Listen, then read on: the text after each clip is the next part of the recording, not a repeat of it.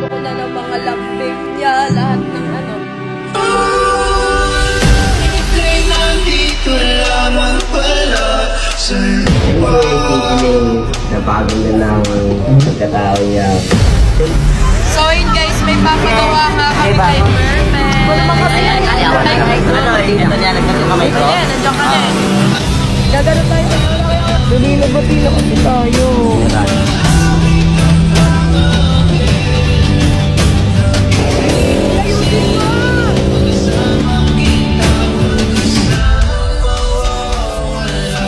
Siyempre si Lane kasi, nung una pa lang kasi tinitignan ko na si Lane, parang ang bait niya, parang sobrang effort niya.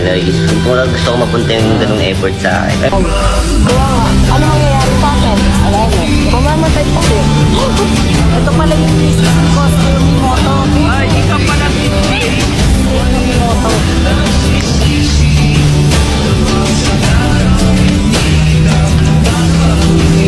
Bakit mo si Kuya Kosuke? Ay, dito na si Kosuke!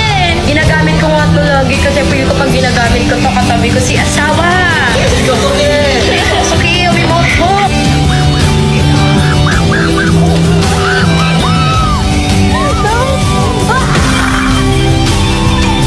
Morning, baby nice here. Narita Airport to Manila. So what's up guys, kung gusto nyo pala sumama sa ating YouTube channel, mag-subscribe na kayo dahil yun lang ang nating